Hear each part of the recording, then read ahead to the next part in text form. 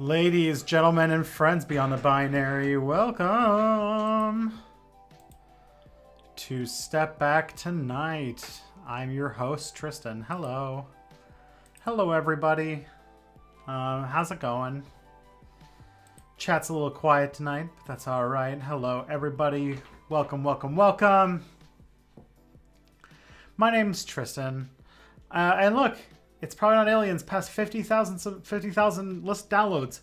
That's the word. And here's a cat. It's all going according to plan. Hello. Hi. My name is Tristan. I am the host of Step Back, a YouTube channel that you might be familiar with. I am also the co-host of the podcast It's Probably Not Aliens, which comes out every Tuesday. Which, you know, good stuff. What's it called? Past 50,000. It's doing well. Got an article written about it today. Made me pretty happy. Yes, I know, you're cute. Yeah.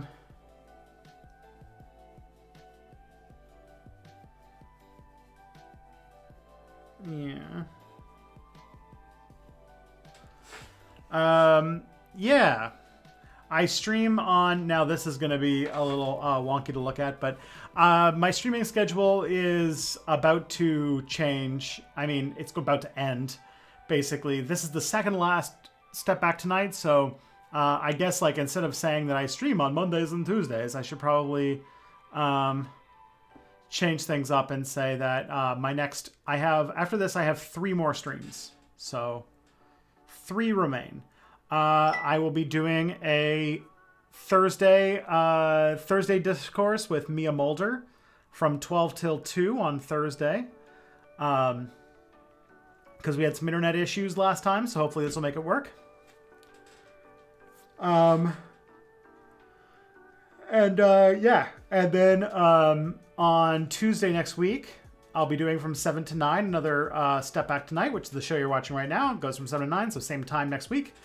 That'll be my last Step Back Tonight of 2021. And then we're going to do another Thursday stream with Mia on the 23rd. And that will be the end of my streaming schedule for 2021. If my baby's not born by this time, I may do a New Year's Day stream. I'm not going to hold myself to that, but it is a possibility. It's a tradition I've been doing for a few years now, so I may do the New Year's Day stream, especially because with Omicron and everything like that, we're probably not going to be doing anything for any holidays, so yeah. And then I'm going to be taking some time off of everything because I'm taking parental leave when my kid is born, which will probably be happening, I don't know, sometime in early January.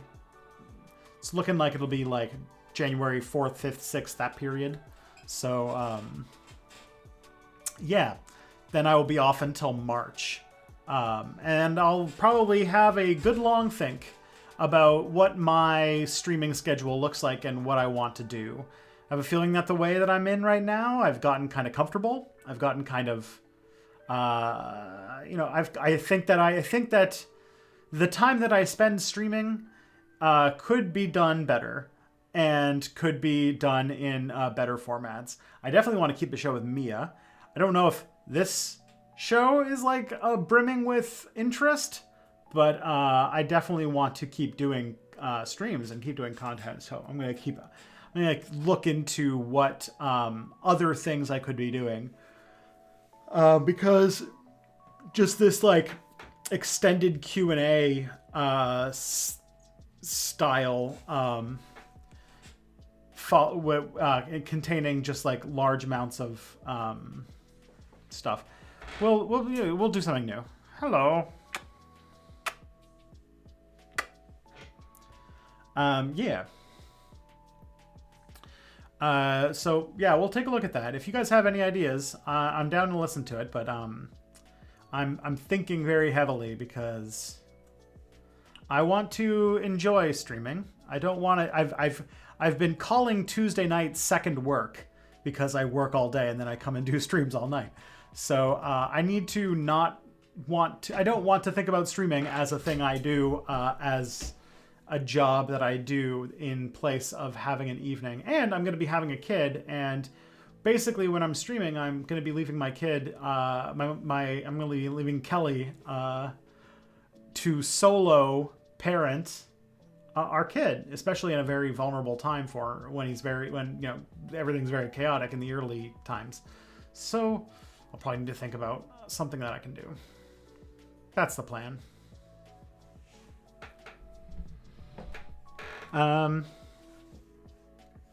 Yeah.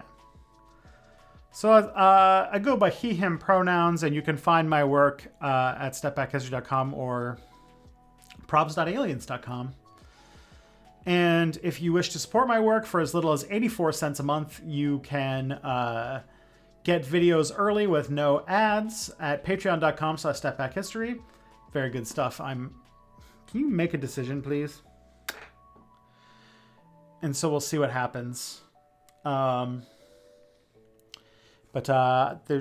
hopefully, I'm on schedule right now. But the hope is that I will have a video on Thursday for patrons. So we'll see how that goes. But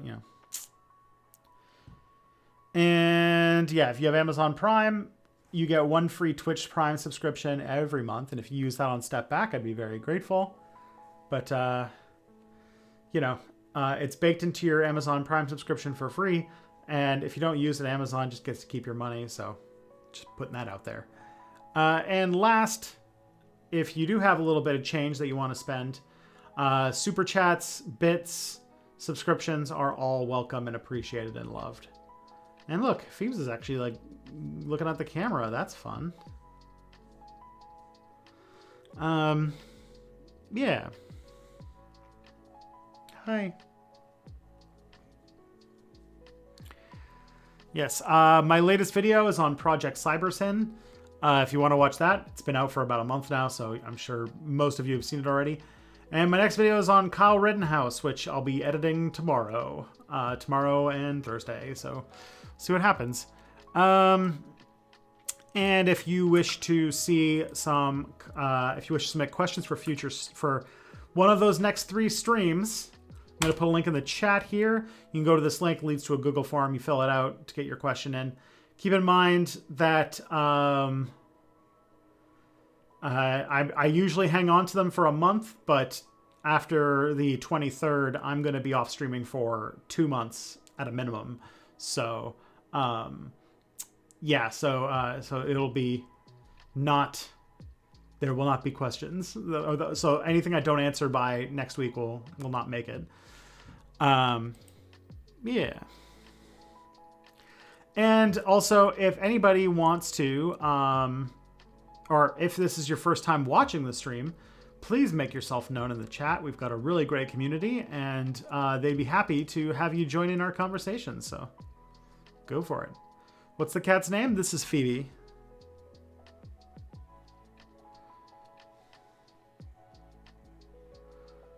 She's a very good cat. She's very friendly.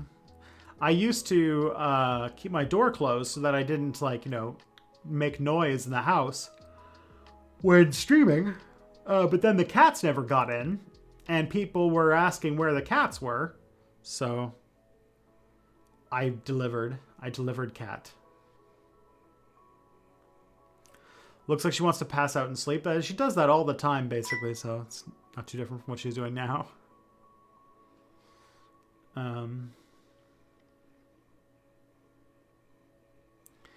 Best of luck in loving your dating life. Well, thank you.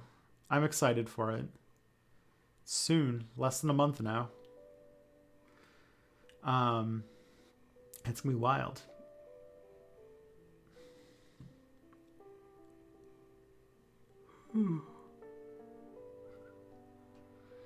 All right.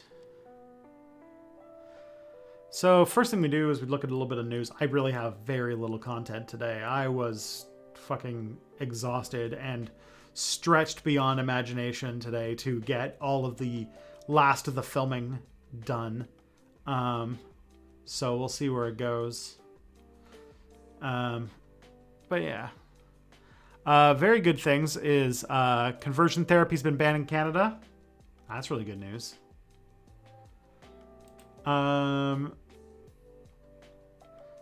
Whenever you say you're changing the stream format, I worry that's code for 255's questions are taking up too much time. I don't know about that. It's just that I think that the Q&A format is... I don't know if it's the best way to run a stream, or a stream that I want to do anyways. I kind of have to sit back and I have to take a step back and really think about what I like about streaming and what makes good content and what doesn't, and when I'm being entertaining and when I'm not being entertaining. And I like the idea of questions being a way to drive conversation and keep me abreast of things that are going on. So, oh, hello. Hello, Mr. Bicep. I did not know you were there. But the thing is, like, I also have to think about what I'm going to do. And I think if I don't have any answers yet because I haven't really put a lot of thought into it. I'm just kind of doing my thing. But my guess is that other people are when my streams are most entertaining. Like, I don't know if there's anybody who watches Step Back Tonight but doesn't catch the Monday Discourse. But I think I have more fun making the Monday Discourse, and I think in general it's a much more entertaining stream for you guys. That would be my guess. And so I would like to, and also that a lot of you guys missed the streams when I used to have guests on a semi-regular basis. So I'm thinking that maybe I should try and stream something more with other people. That's my goal. Keep the Mia Mulder show. Everyone loves the Mia Mulder show, but we'll see what goes on. Maybe Tuesdays with Mildred. Maybe we'll see. While I adore Mildred, I know that she's there. He's a very busy guy, and so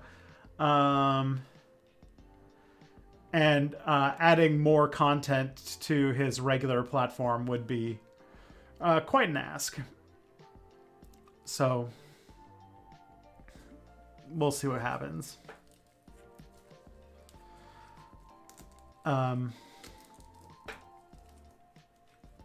But I might try having some rotating guests again. That seems like a thing that would make everything more entertaining. Is this your office, or have you yet to move? This is my new office, new-ish. I moved here about a month ago. My old office, the one that you guys probably remember before this, is now a baby's room. It's got like a rocking chair and a crib and a changing station, and it's got a dresser in there and everything like that. So it's a very different place now than it was when you last saw it. But it's literally just on the other side of this wall here. Like, it's right next door. This used to be Kelly's office, but then I took it over because I need filming space, and Kelly does not. So I got the office.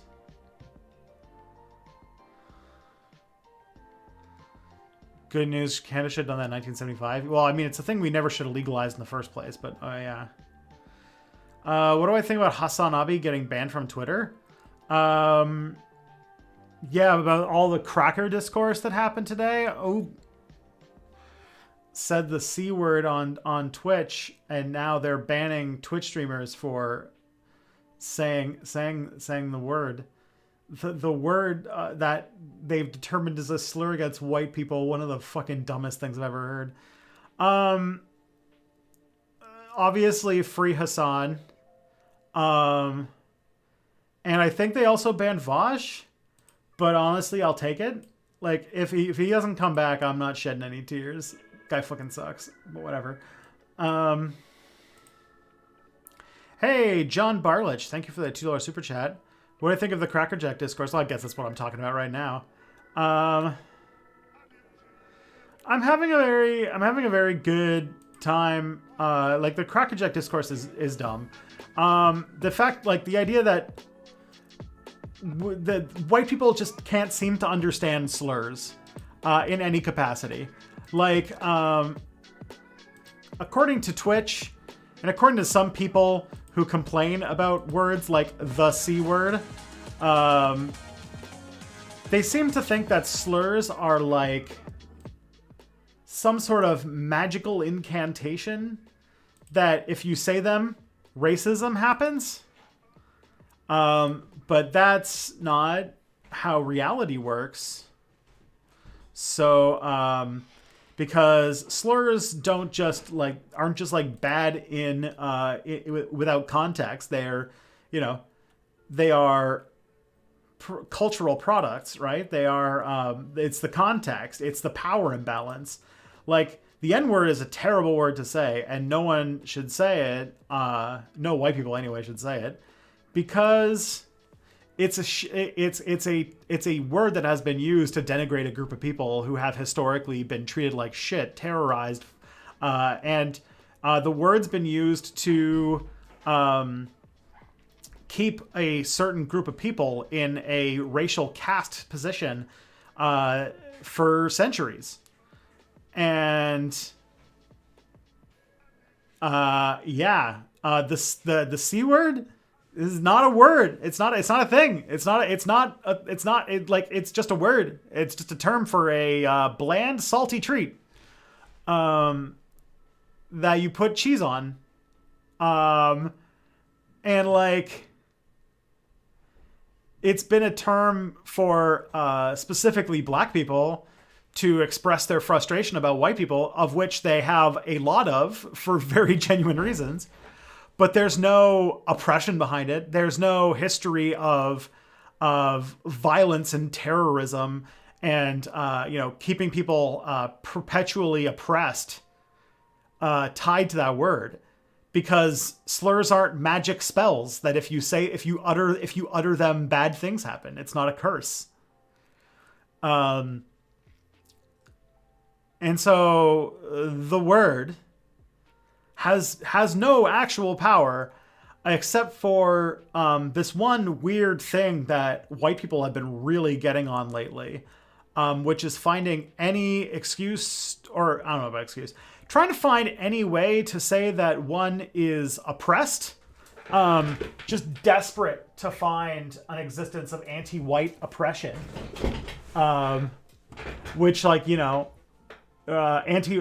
try and get into this, because we're so powerful.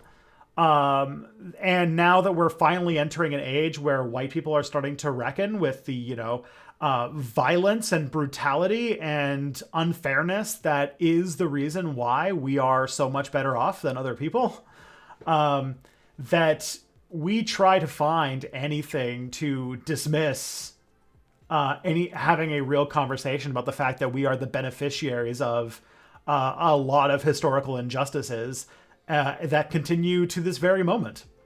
And then to say, then this word also bad is to completely miss the point of racism and the point of discussing racism. And I think intentionally to literally avoid the conversation and avoid having the finger pointed at the people who are responsible for the inequalities that exist in the world today, which is people who look like me. And so, yeah, that's the main bit I could talk about. That's the main bit I'll say is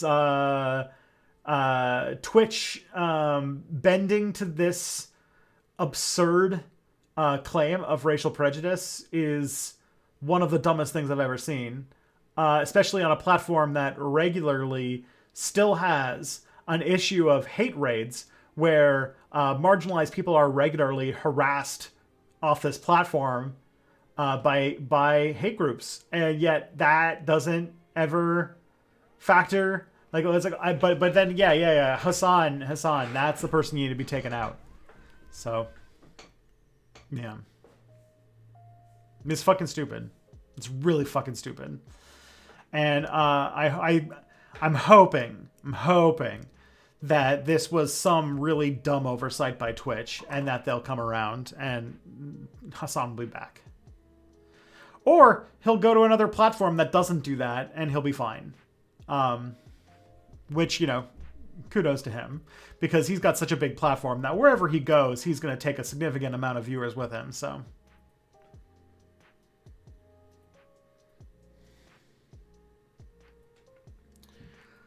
I'm surprised that Vosh, a person who has said the N-word multiple times on his stream, hasn't been banned for that. But why doesn't he like Vosh? Vosh doesn't do research, and he replaces his lack of doing research by just thinking that he can win debates by being the largest asshole that he can be. And then when he gets his ass thoroughly defeated, he uses hate raids, or not hate raids, but he uses basically like racist dogpiling campaigns in order to belittle and attack and browbeat his people who he doesn't like. And also, he's just pushing like this super fucking racist idea of what black nationalism is because he can't read. He doesn't read books. He doesn't understand what books are. He doesn't understand what words are. He plays into this extremely toxic masculine identity that is basically saying that the person who is the biggest asshole is the person who is the most correct, you know? The sort of Rick and Morty, Dr. House thing that really resonates with young, impressionable men, but is really fucking toxic. And yeah, he has a huge audience. His content is awful, and his takes are very poorly researched, and everything that everyone tries to say that he provides some kind of service to the world by de-radicalizing like fascists miss multiple different things, which is one, fascists take a lot more work than just watching somebody get their ass destroyed in a debate to change their entire political position, because fascism is not a rational political project. It is a death cult. And people who are in it are brainwashed into a fucking cult.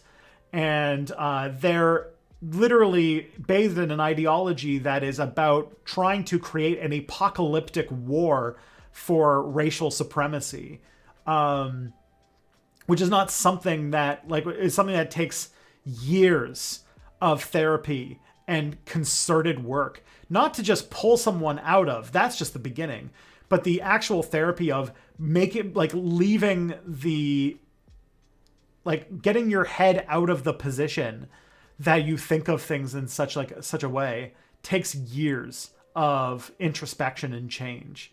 There's a really great book that I read on this topic about somebody who was he was the son of the founder of Stormfront, who left the neo-Nazi movement and is now like an anti-radicalization guy. And he's the one who does like the real fucking work of de-radicalizing by exposing the far right and all those things. And so like and honestly, so in my mind, for pushing like change to make the world a better place, we probably shouldn't be looking to newly de-radicalized Nazis who are going to need like years and years and years of not being involved in these conversations to really work on themselves before they can get themselves out of a death cult. And more working on people who actually can be they actually can be made amenable to the movement in a way that is actually like constructive and isn't just in bringing in a bunch of white guys in order to essentially try to essentially pushing out all of the other people of color who and you know, marginalized people who are usually fairly explicitly like harassed and marginalized and threatened really by people by like freaking by bringing in all these former radicalized people. And also, if your politics is based on whoever you saw own somebody at the last debate, like you're going to be your conviction's going to be very fragile. And if debate is how you are convinced, then you're going to even come into the left with a shitty position that is like just having a shitty politics that is based on dominance and just dominance, which is kind of what the left's supposed to be trying to get out of. The book, by the way, is called Rising Out of Hatred, The Awakening of a Former White Nationalist, if you guys are interested. It's the story of Derek Black, which is the guy's name. It's very good. Very, very good.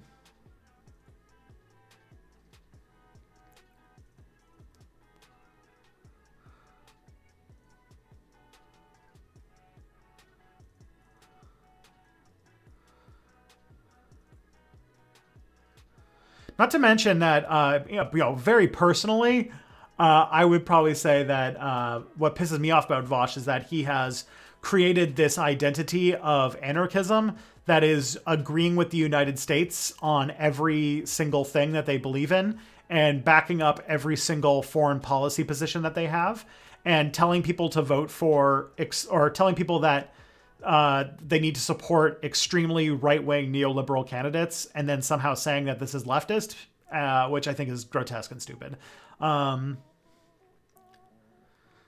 Like if you're an anarchist and you find yourself spending more time agreeing with right-wing neoliberals than with what's it called, the tankies you despise so much, I feel like the problem's you. We should be having way fewer disagreements with people on the radical left, or people in the people in the authoritarian left, than we do with people who are in neoliberal right-wing capitalists or whatever.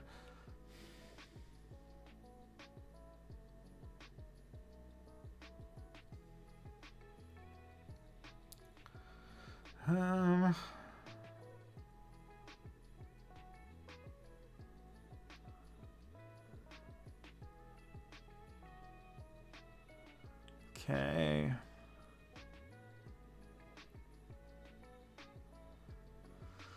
People look at me, so I'm clean-shaven, pretty skinny. Does that mean I'm good?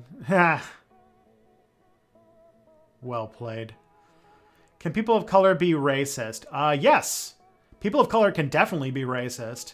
Like, for example, black police officers fairly often participate in the racial caste system. There's always there are ways that that people who are that people of color can either be beneficiaries, or they can lean into the inequalities based on race in order to either advance themselves by denigrating others, or things like that. So yeah, it is totally possible for people of color to be racist.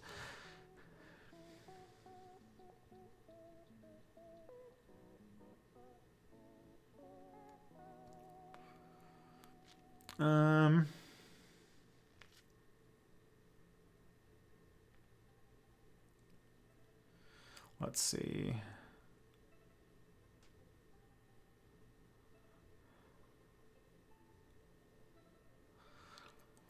I have no issue with the word cracker because my nickname in high school was Triscuit, so there's also that.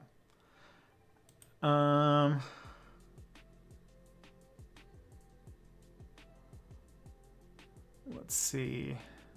I'm just catching up on the chat right now. Hassan does well enough. Yeah, a bit childish his phrasing and points to real leftism often enough. Yeah, Hassan is.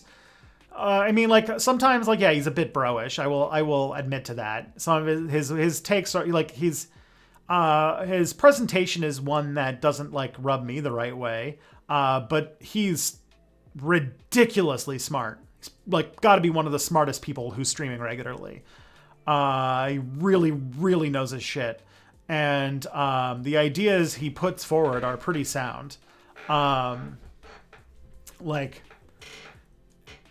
So, you know, I don't like his style, but I can really appreciate the integrity of his analysis and what he brings to the table. Like there is like watching Hassan stream, there is real fucking what's it called? Real value in the stuff he does. All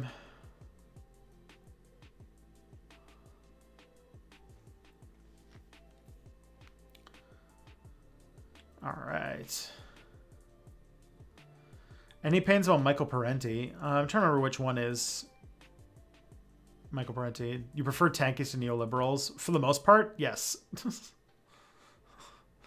What's it called? They are. I don't appreciate their take on some subjects, especially when it comes to the defense of dictators, because you know they have a much because of you know historical things, but also because of a sort of Marxist-Leninist interpretation of politics, they come to a position that because in many ways, and it's like not a position that I don't understand either. Like a Marxist-Leninist would say that like they don't like democracy, like representative democracy is kind of bullshit, which it is. It is bullshit. It is like that is a point that I think anarchists can agree on because funneling political energy into a group of into giving power to a group of people who are self-selected to be power hungry is not democracy in my mind. A democracy needs to be direct, you know, and involved. But and if you're not doing politics daily, then it's not democracy. If you are offloading your stake in the way how decisions are in decisions being made, that is not a democratic system. But what they would call what a lot of Marxists would say is like things like freedom of speech and freedom of religion are more often those are liberal bourgeois rights. What they mean by that is like a liberal society that emphasizes freedom of religion, freedom of speech, and all those kinds of things are also societies where you can have all the freedom of speech you want, but you don't have a right to food, you don't have a right to a house, you don't have a right to a job, you don't have a right to clothes. You know, like all of the essentials are basically taken away from you because those aren't rights. The rights that they believe in are these abstract notions of being allowed to say and do things. And so a Marxist-Leninist would say like, well, you know, I'll worry about free speech more when everybody is, or I think that people are more free when they are, you know, housed, fed, and happy, rather than when they have the right to say any transphobic nonsense on a university campus, for example. And like, I don't disagree with some aspects of that. And I just think that a society that then, like a society like that will take agency and decision-making out of the hands of the people, which no longer becomes democratic. And as we've seen in multiple experiments under Marxist-Leninist governments, that it then hands power to a small party elite who become disinterested in sort of helping the daily experience of people, which is, you know, not great. But like neoliberals are like a lot of the neoliberals that we're supposed to be agreeing with more than like the authoritarian left or whatever are like people who think that that like, you know, have some like they're vaguely not bigoted. That's basically the only thing going for them, right? They basically don't have explicit bias or explicit hatreds of people based on race, sexual orientation, all those kinds of things. That's their one position that makes them think they're on the left. Oh, hello. Thank you for the subscription. Pluto is still a planet, of course. Thank you so much. Yeah, so like that makes them like the fact that they think that racism is bad, they think makes them a leftist when it's not. Neoliberals still will say that they are against racism while supporting an economic system that is basically what creates racism, and resist and will resist attempts to change that. And I think that that's like in many ways they use the language of being allies, but they are fundamentally enemies. When like, I long for the day when like the Marxist Leninists and Maoists and the anarchists have are in any position where our differences actually matter. That's my like, anarchist takes.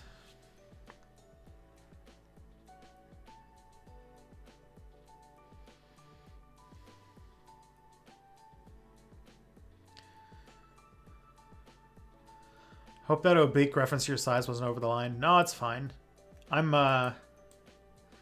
kind of in a state of radical weight loss right now. So these things don't, and they've never really bothered me much. I would more feel bad about other people because I know that it can be a tough subject for some people. But like, shit, I got a notification today saying that I lost 65 pounds so far, so I'm feeling good. I'm not going to talk too much about weight loss stuff. I know that that's not a healthy thing to talk about to a public audience. I know that there's some people where that kind of conversation can make some bad, put you down some bad ruminating thoughts, and I don't like to push that. People, your body's yours. Health is complicated. Follow your own thing. Hassan hates neopronouns. Oh, that sucks. I'm not saying that I don't like neopronouns because they're fine. I just don't understand them. I don't understand what what they're for, what their purpose is. I'd be very curious to find out. But I can make a distinction between not understanding something and not liking something. It's fine.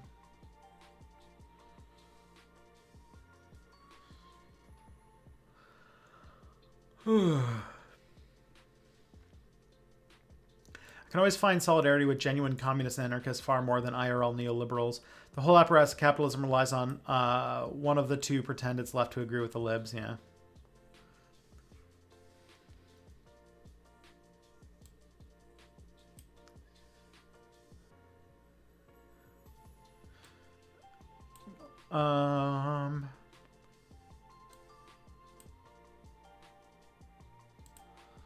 Haven't watched much, but I saw a debate with Larry Elder and he kicked his ass. Interesting.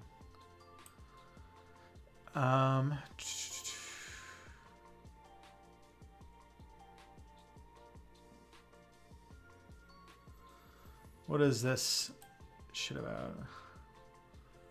UK Omicron infections could reach 1 million a day by the end of December. Yeah, I'm basically not going outside again until January because the Omicron variant, I don't want to not be able to go to the hospital in the delivery room because I have COVID. So I'm basically just not going outside. I can't afford to get COVID until January at the very least.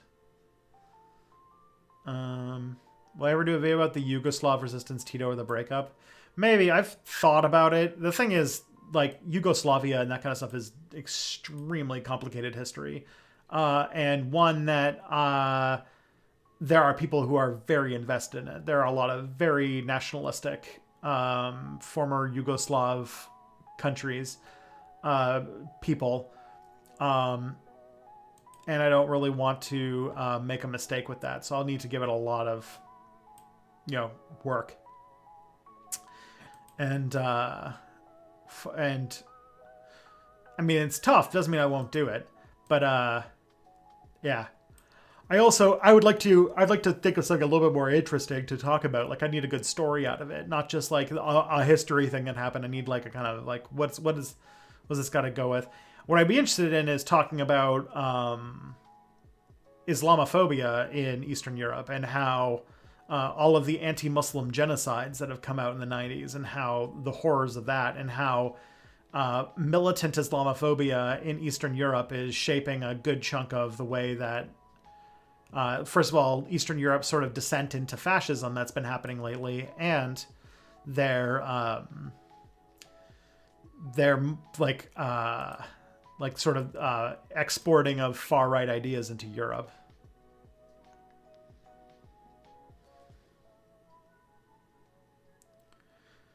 Good heart, man. I respect you. Don't be irked. Just share my thoughts in the above messages.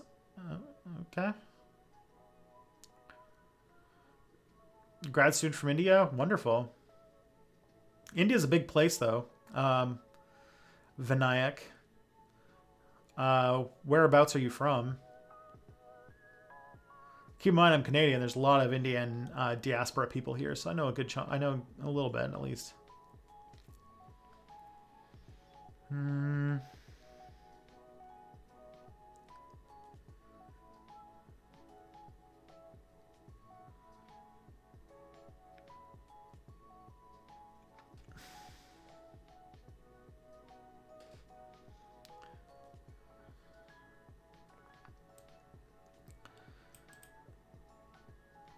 Says, I'll worry about that never. Yeah. What do I think about Canadian hate speech laws? I think they're important. I think that they have kept a lot of very terrible shit from entering the country. They've basically kept a Canadian Nazi movement from really taking, at least once it was put in place. Like, it's been really hard for the far right to organize here in Canada because neo-Nazis and like Holocaust deniers and stuff like that can't get their work published. I think it's not invoked as much as it should be, but yeah, like, and like so I think hate speech is kept, or the hate speech part, the human rights code of the Constitution is kept. It's pretty terrible. It's pretty terrible work from entering this country. Like the fact that you can't get the Turner Diaries here, I think is a good thing.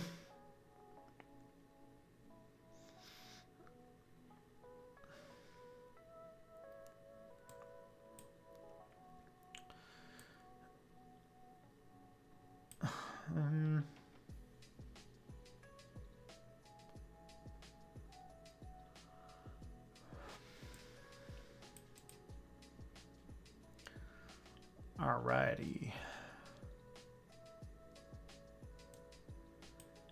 Heck yeah, Tristan. So this is about Maoism. Glad you're doing good advances on that. Okay. I don't know what you're in reference to. I'm scrolling. I'm like a little bit behind. This feels like an old stream where I'm like always like perpetually behind. Someone tells me the last 65 pounds, I assume they've been mugged. Ha! That's funny. Because you're British. 65 quid. Could buy me a Napa down at the bar. But at the what's it called? We're having tins. Tins is more of an Irish term. You having a boomer moment there? Sooner or later, if you ally with a tanky, they'll betray you because they will. I mean, sooner if you ally with a liberal, they'll do the same thing. It's life. My favorite tobacco bans. Well, you have a question here that kind of gets into it, so I'll talk about it later. The booster seems to have a good effect on Omicron, and people 18 plus can get the booster in Ontario in January. Yeah. The only thing is that I don't know when they're going to approve the vaccine for infants, and I would feel bad about going out and doing stuff if there was a possibility that I would infect my unvaccinated son, who is a baby. And I imagine babies getting COVID is a bad thing. The idea of an anarchist or a communist betraying each other is if you're clinging to century-old history from a nation that no longer exists, so it's more productive to build solidarity than hostility. Yeah. A lot of like tanky versus anarchist discourse is literally fighting over fucking like wars that have been, like conflicts that were in a very different context that have been over for a century plus. If you want some hot garbage, National Post Schools have written a capitalist manifesto. Oh God, no thank you. Maybe later. My blood pressure could not handle that today. To go like pound back some ACE inhibitors before I read that. I'm worried about getting COVID just for the fact that walking outside is really important for mental health. Well, didn't you say you lived in the country or something? You should be fine. Is Islamophobia really that important? Yes. Yes. I think that our entire descent to the far right that's happened in the 21st century is fed by two things. One, the decline in capital, the capitalist, crisis that happened since 2008, but also the increase in a racialized demonization of Muslims across the world. And what happens is that kind of thing then comes to a place like Eastern Europe, where because of the history with the Ottoman Empire and stuff like that, there is a lot of anti-Muslim hatred in the Balkans. And there was a Bosnian genocide in the 1990s. That was an anti-Muslim genocide. And so, yeah, I think that, and a lot of the far right, explosion in Europe comes from anti-Muslim, anti-Muslim sentiment, especially when it comes to refugees and stuff like that.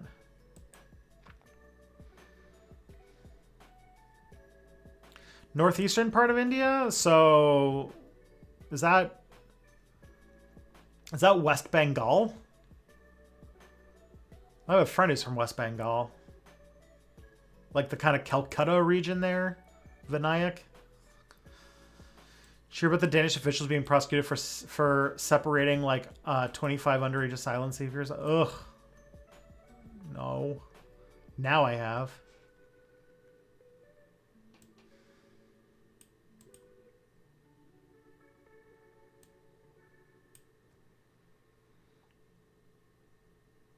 You looking thinner or practicing alien head deformation?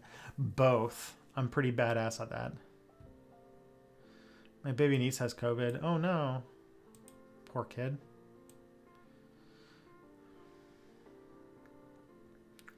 What's my favorite Canucksploitation film and why is it La Guerre de Tuc? I don't know what that is.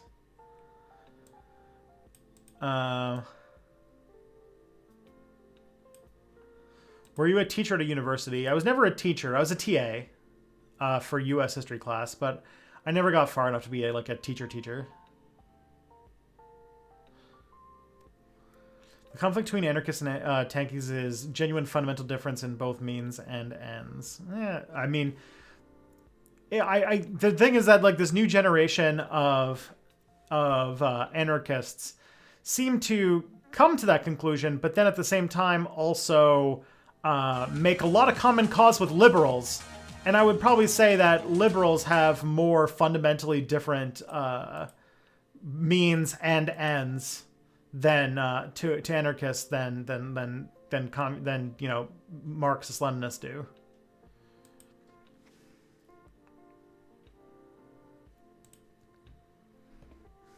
Hey, Phoebes.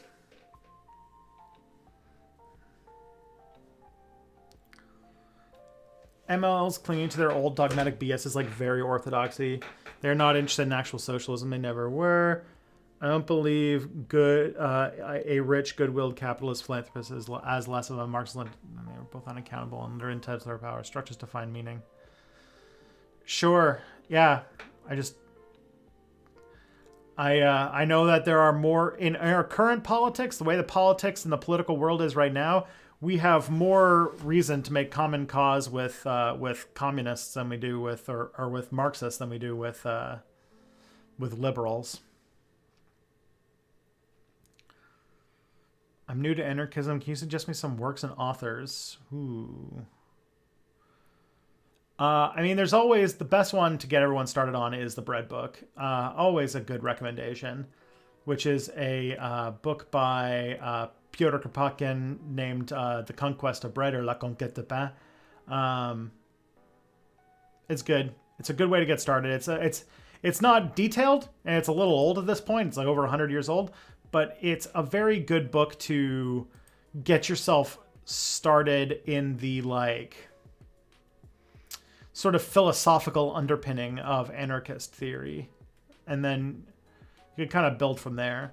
But anarchism actually comes from a position of being sort of anti-theory and being more focused on working on what is practical and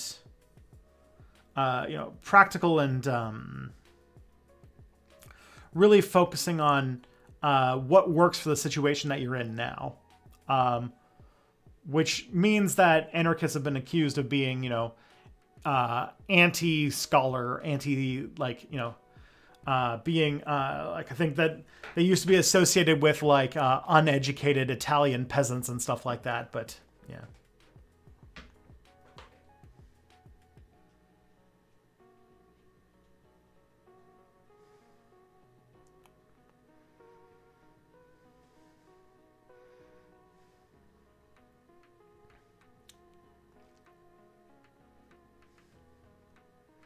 Alexander Berkman, The ABCs of Communist Anarchism. That'd be a good one to read. I haven't read that, but I know Alexander Berkman is close contemporary of Emma Goldman.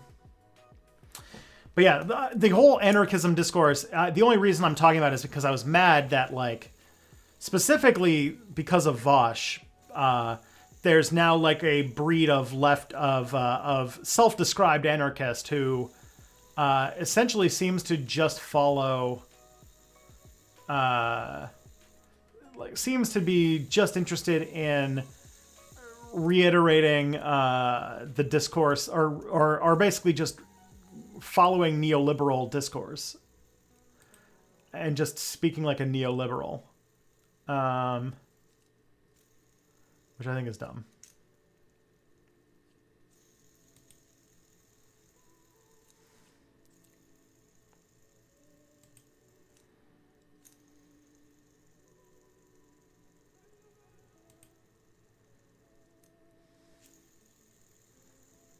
And unfortunately, because anarchism is such an obscure political, or at least it was, such an obscure political position, I know because I became an anarchist like over a decade ago now.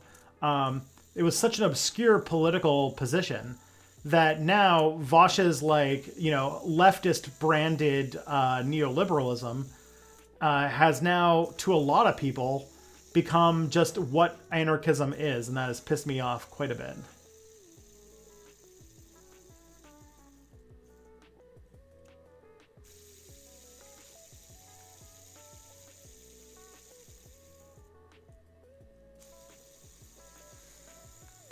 And I can understand it too, because also to an anarchist, following like liberal, like the liberal position on things is the path of least resistance. Being like believing in like at least to a lot of people that you would surround, to the average person that you would find on the street, believing in semi-progressive liberal stuff is pretty unoffensive. You will not get into a fight for saying that racism is bad. You'll not get into a fight for saying that sexism is bad. You will get into a fight for saying that the government is bad, that militaries are bad, that the police should be abolished. That is the kind of stuff that will get you in trouble. It just seems that Marxist-Leninists are all right, whatever. I think I'm just digging myself into a hole.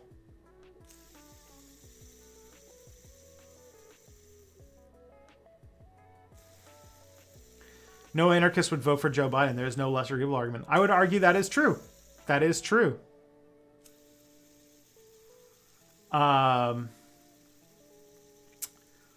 But that's now what people think anarchists are, and that is bad.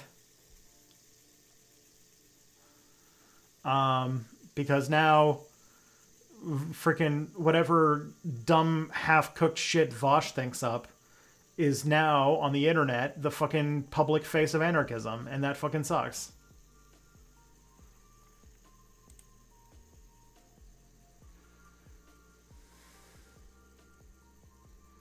The only other like public face of anarchism is probably like Robert Evans, but I don't think he's like, while he's an anarchist, he's not like super committed, and he doesn't I don't think he's read a shit ton about it. And he's got a lot of good stuff. I think that in his work he really is not encouraged to talk about his anarchist beliefs. You can tell on like things like the last year ever, or the worst year ever.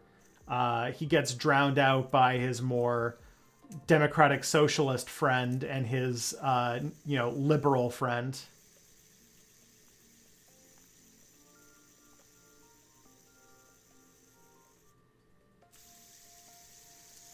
Is there a large difference between Marxist-Leninism and Marxist-Leninism Maoism? There's a little bit, yeah. For example, like Maoism has a large focus on different like Marxism-Leninism is very Soviet thinking. It's very like Marxism is a scientific process that works a very specific way, and that development should happen a very specific way. Maoism has a lot of like very focused on practicality and very focused on different countries having their sort of own ways of getting themselves to a Marxist position.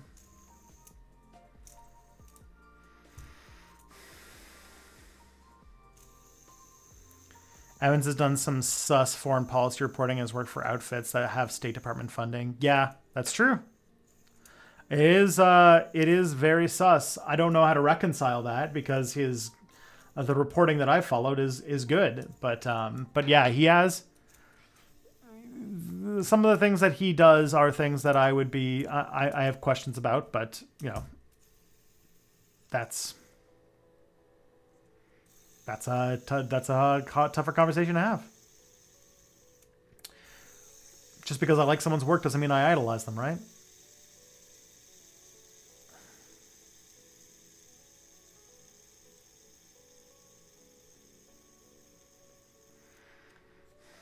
Hope that the fact that I'm playing with a fidget spinner to keep focused isn't annoying people.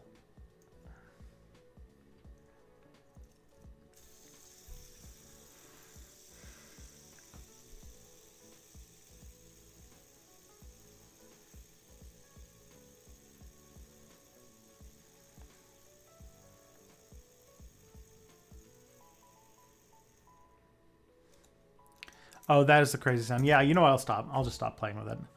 All right. Yeah, some other news that's happened. Government has announced, this is in New Zealand, that it'll increase the legal age by 1 year for purchasing tobacco and beginning in 2025, effectively preventing future generations from legally purchasing tobacco products. Plan also involves decreasing the nicotine content of tobacco, limiting license to the sale of tobacco, and increasing funding for anti-addiction services. Electronic cigarettes, which are more popular among other younger generations in New Zealand, will not be subject to the ban. Yeah, that is interesting. What's it called? There's a question in regards to this later on, so I'll just hold off on judgment and talking about this too much. But yeah, cigarettes, effectively banning cigarettes in New Zealand. I know that someday it's gonna be a thing that comes for us all, but.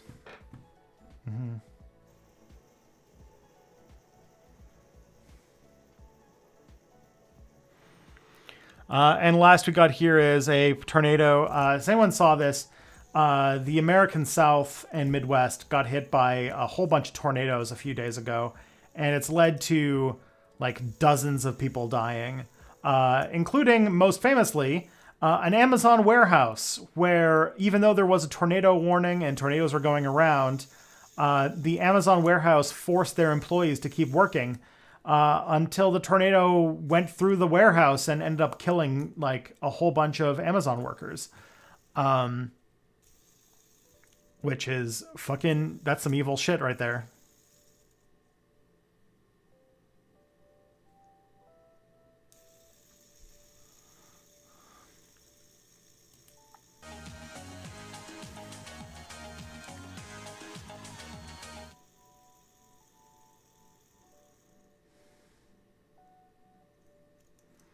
It's also a candle factory, yeah.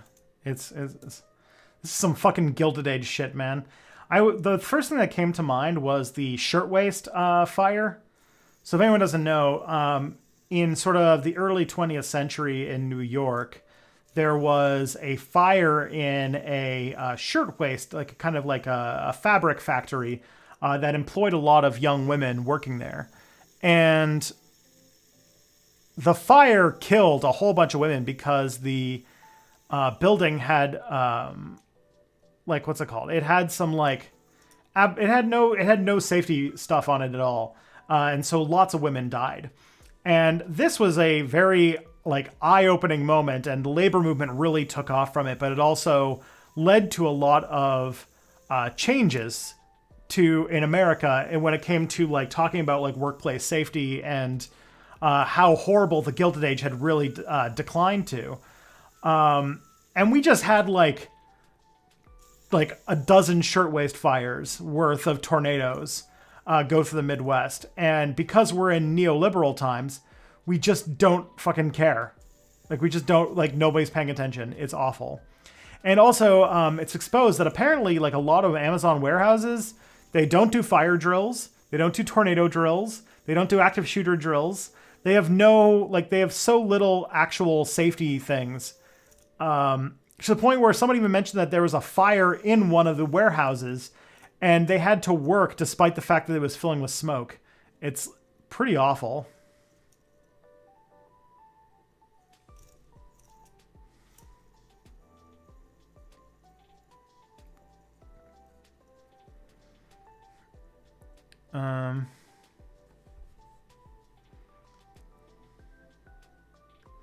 It just shows how far we've declined and how violence against workers and the working conditions of people are just don't matter to anybody.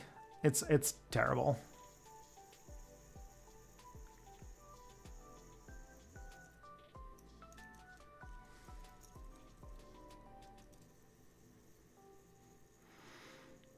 The only reason I think he's with Bellingcat is because they don't edit his work. It's possible.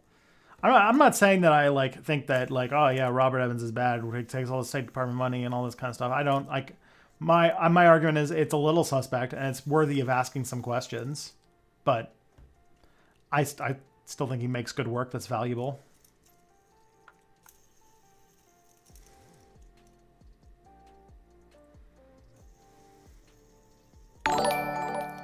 Hey, Heroic Skeleton, thank you for the subscription. I love that it's still a picture of my dad dabbing. So good.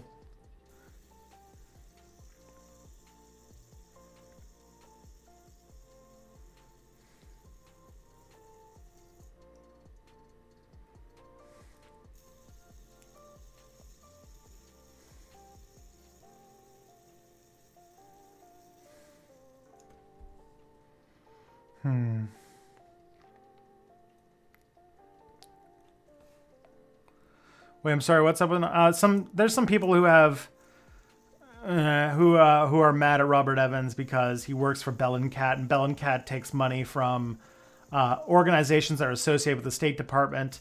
And given that he has argued for U.S. intervention in a few kinds of situations, people have wondered if he's like the more conspiratorial will say that he's a CIA op, but I think the more logical thing is to say I think that things happen when you actually go to war zones.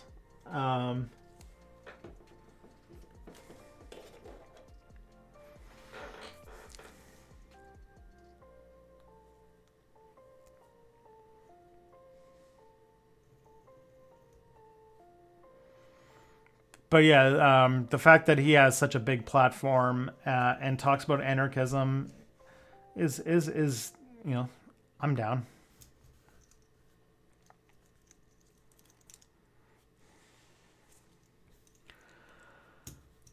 All right, let's see. We've got a bunch of questions to go through, so let's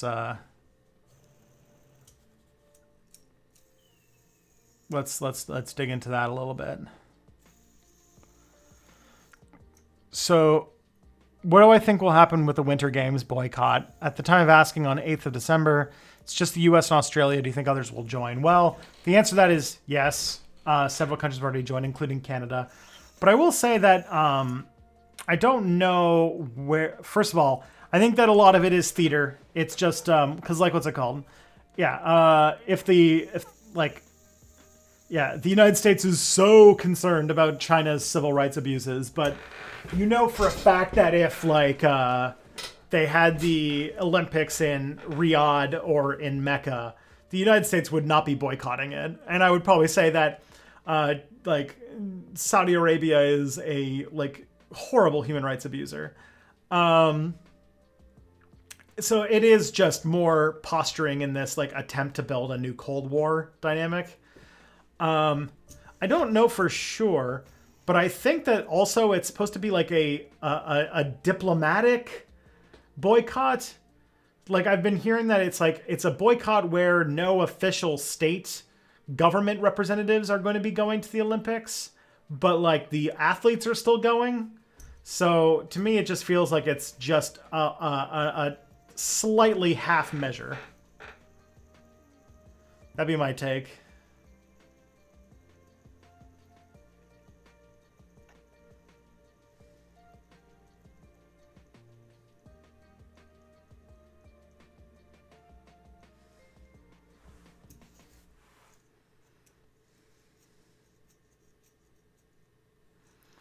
Is FIFA's going to be in Qatar next year? No boycott for that, I assume. Yeah, yeah. So I am pretty convinced that this is just geopolitical like posturing, and the fact that the athletes are still going is pretty good sign. Like if anything, the Olympics should be shut down because of fucking Omicron. But nope, that's not good. Like what's it called? Japan showed that, or Tokyo showed that a little deadly pandemic isn't going to change people's plans when there's a lot of money on the line. So we'll see where that goes.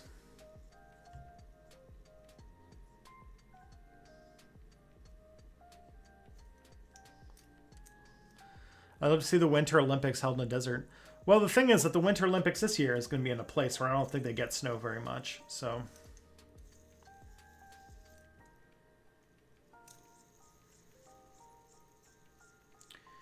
like, I don't know. If there was, like, no American athletes going to the Olympics, that'd be a different story. But that's not going to be the case, and everyone knows it.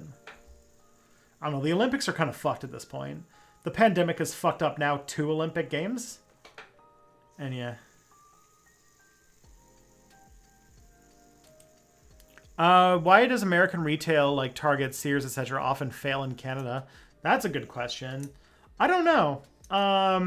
We do have similar, purchasing habits. And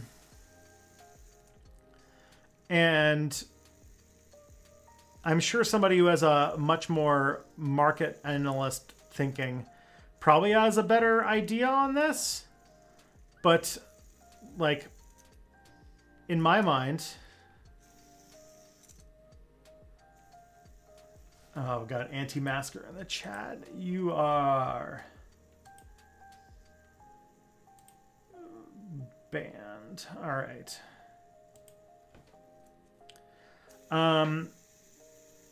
Yeah.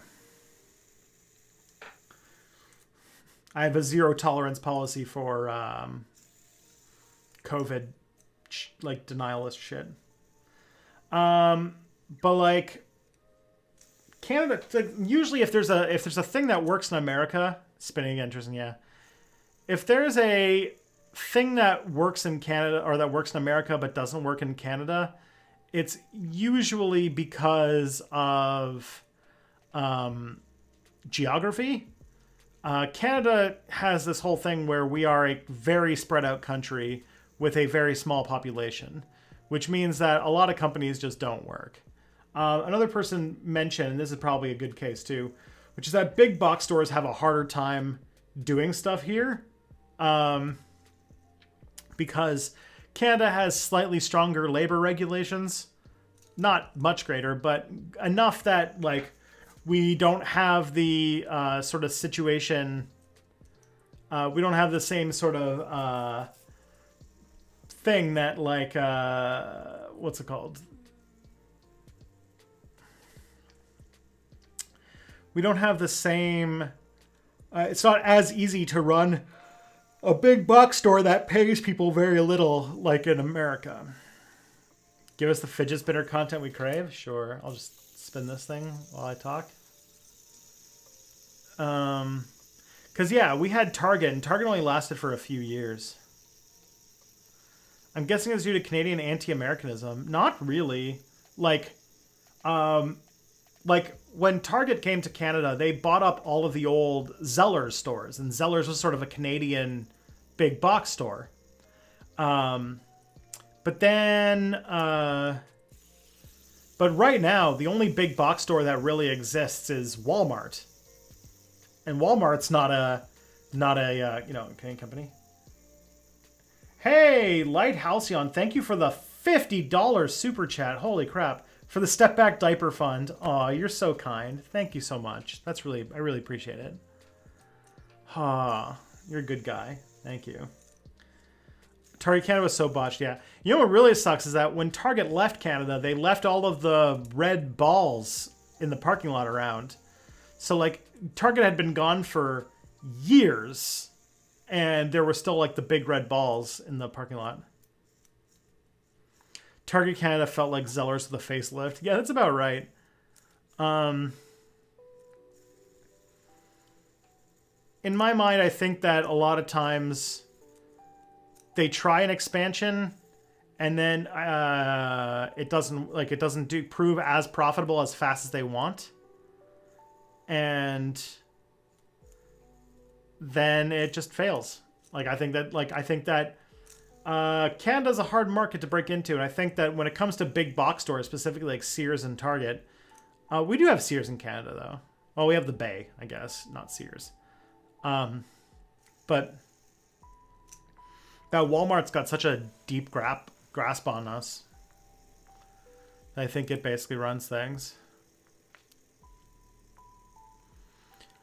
How can we have international festivals like Olympics, World Cups, or World Fairs which don't hurt their cities? Oh, that's a good question. I don't have an answer to that, though. Maybe just not have them be sponsored by Coke or something? I don't know. Space them out. Like, there was that World Cup in Brazil that, happened in, multiple different cities and stuff like that. That feels like it would actually be a better way to do these kinds of things in a way that would at least spread out the pressure and everything like that.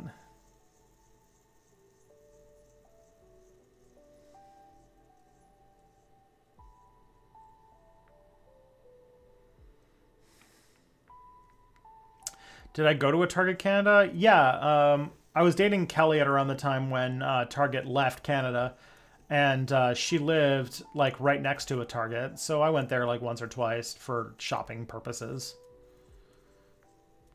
Not super often because I don't have a car, and a lot of big box stores are in places that are really only accessible by car.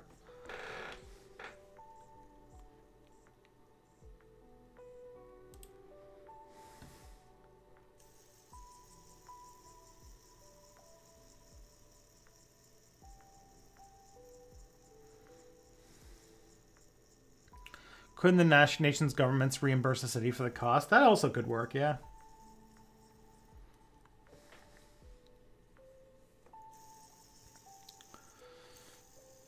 You know the idea that if you could change one small... Let's see what this next question is. You know the idea that if you could change one small event thousands of years ago, Tutankhamun dies a year earlier or whatever, and it would result in a whole alternate timeline? Suppose we could observe but not interact with what was going on in those alternate timelines. How would that change the study of history, anthropology, and sociology?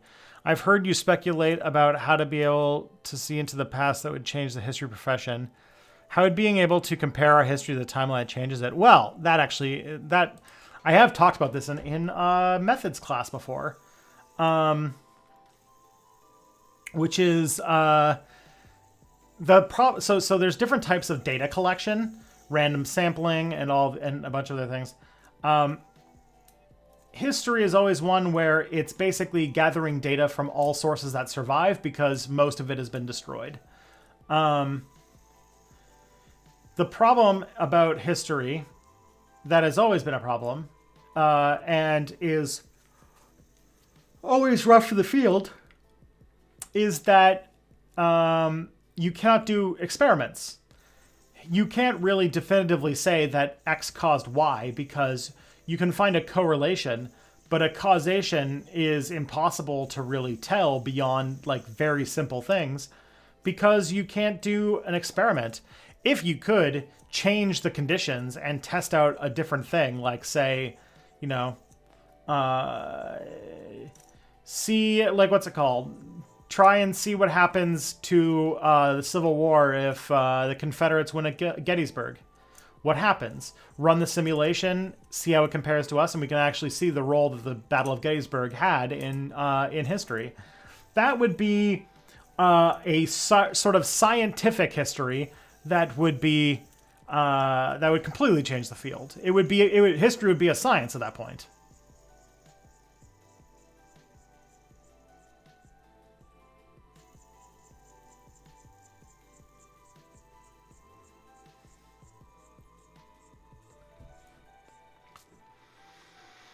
All right. How do I feel about smoking bans? New Zealand is talking about totally banning smoking. And I got really annoyed with people in the Discord thinking this was a good idea. Like, if you're a pro-drug leftist, I don't think you can just carve out an exception for tobacco. Yes and no. I know, like, tobacco is a, like, particularly nasty drug. I think that maybe banning it is a lot, but I think that... right now, tobacco has sort of a cultural and legal sanction because it hasn't been under prohibition for decades. And that tobacco has a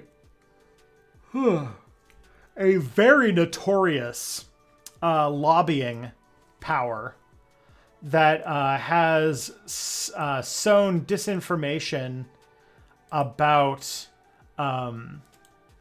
about the health of cigarettes and the dangers they pose. And now we're in sort of a situation where they've literally addicted multiple generations, which is horrible.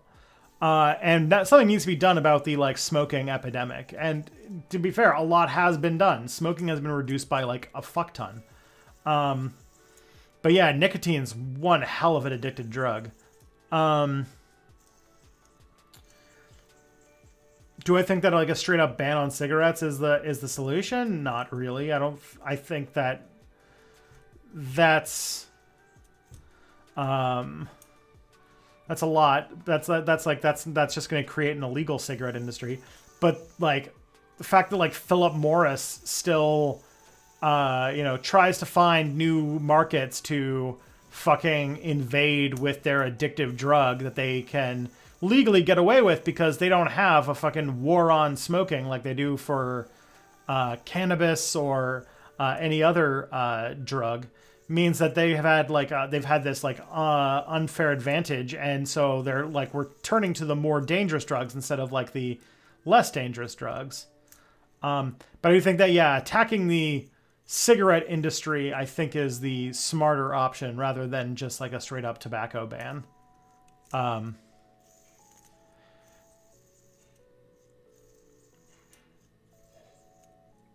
That's my take on that.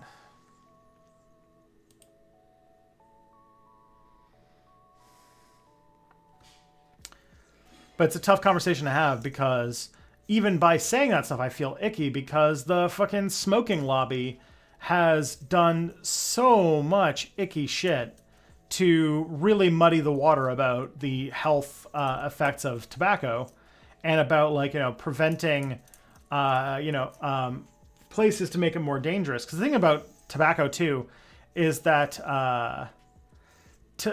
cigarettes specifically, or tobacco smoking in general, is not only dangerous to those who smoke, it's dangerous to those who are around them. And that is a little bit of that to me in some ways justifies as public health measures, not being able to smoke in crowded places and all those kinds of things. But yeah, straight up ban is, it's a limiting of people's civil liberties, and I don't like that.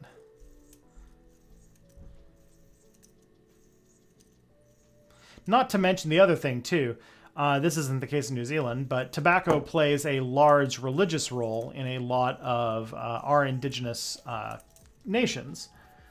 And if we just straight up made tobacco illegal, it would be very detrimental to, their traditions that are way older than Canada. So.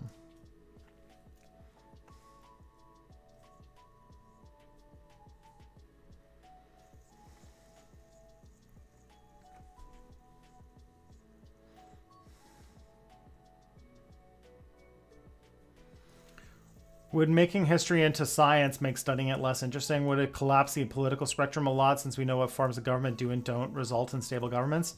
I don't know. It would be a very good, to me, it would be a extremely interesting thing to explore for like a story or something.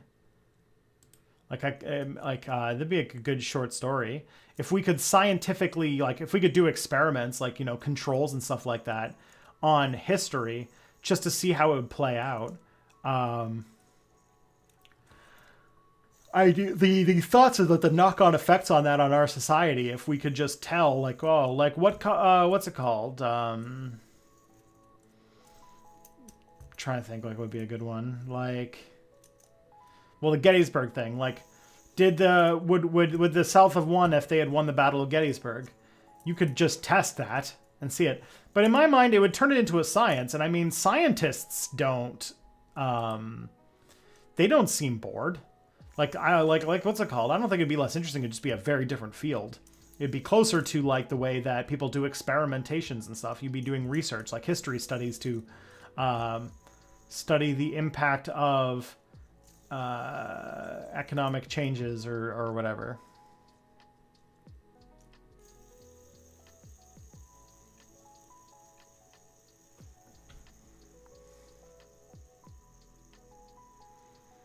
If this is hypothetical, what stops us from looking into the future with these alternate timelines? Well, it's just a thought experiment. So instead of like looking into the future, although another very interesting thing to think through is if we started receiving like text messages from the future, how would that affect society? Very interesting thought.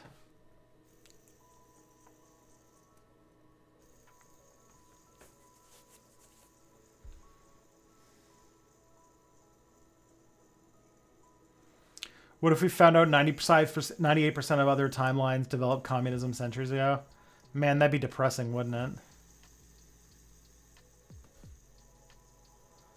When was the last time I smoked a water bong? I'd like to see you do it on stream. It's been a long time. What's it called? I think probably the last time I probably smoked a water bong was in 2015. Because that was when I lived with a friend who smoked a lot of weed. But like today, I just vape. I just vape all my weed, so.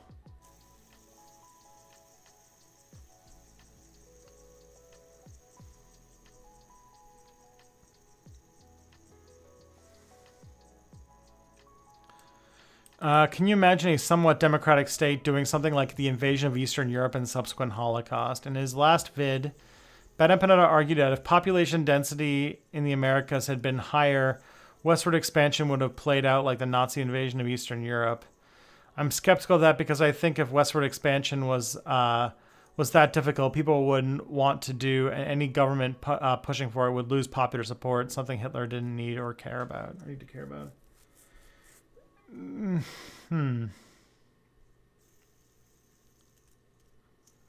Okay.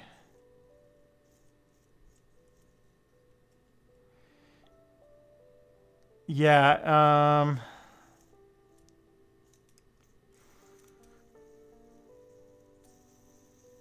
I do think that I mean westward expansion like there was already like a lot of those states, a lot of those like westward expansion was already Mexico. It was already like the Comanche Empire and things like that. So like first of all, I think that there's an assumption that there were way fewer people in the West than there actually were. And also to say that it would be like this if there was more people, well, it's like, I don't know, the invasion of like the westward expansion is always framed in terms of settling and colonizing. But it really was just a like invasion and eradication of the people there. So it's like it's not the wrongest thing to like. I think Bad Empanada is wrong in that he's too conservative about the status of the West, and that the invasion, what's it called? The native genocide maintained popular support because it wasn't very hard. I mean, I guess. There were a lot of wars, though. Like, there was, the U.S. Army was in a lot of wars against indigenous tribes. Like, a lot. It is a trans-historical argument, which is, yeah.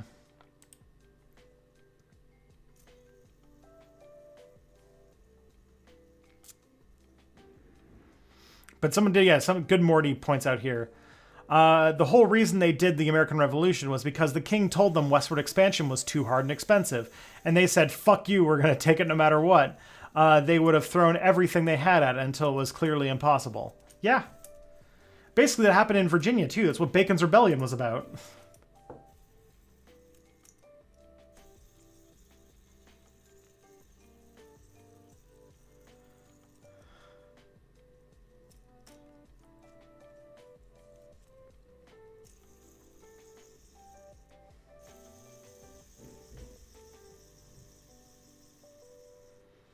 How would the capitalists react if that way if knowing communism is normal in every other timeline? I have no idea. At least I have no idea improvisationally. I'd have to think about it for a bit.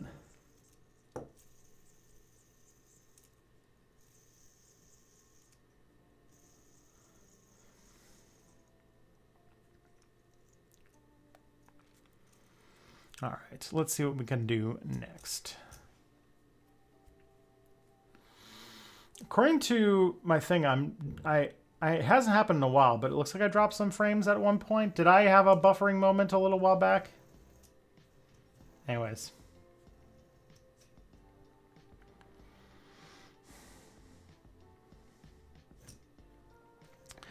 Is it a problem that Star Trek tends to treat planets like ethnostates? Like on the Federation Council, every planet is represented by a member of the main species that evolved there. Yeah, it's a problem. Like, they just don't address, like, oh yeah, well, what happened with the Zindi, right?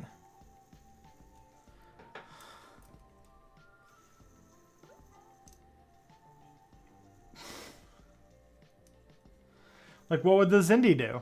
Not to mention, this is one of the things about science fiction in general that I hate, is that every time they go to an alien planet, it's almost assumed that everybody on the planet has the same culture, which is, one, boring, and two, inaccurate. Like, think about how much diversity there is in human politics, and then to say that like an alien race wouldn't have the same sort of thing. And then like, that if we go into space, that the different countries that are on Earth will have different interests and will conflict in space, and that if we meet an intergalactic federation that is just a bunch of communists, that like China would join and then the United States wouldn't, and what would that mean? What would that be like?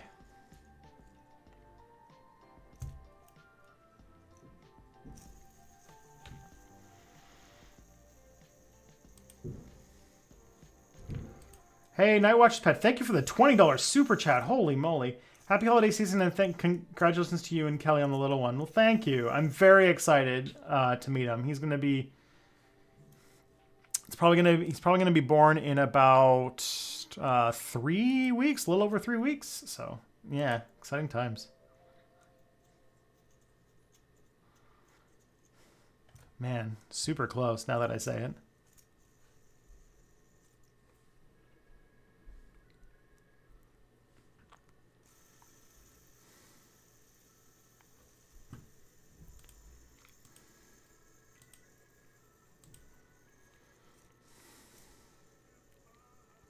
Make a good episode of Star Trek. If I ever got to write an episode of Star Trek, maybe what I'd write is one about a planet where one country wants to join the Federation, And then, like, I don't know, the Federation's got a policy against that, but, like, they're, like, being victimized by another nation, and it's like, what do you do? And it'd be... Because they're, like, advanced enough that they're past the Prime Directive, but they, yeah.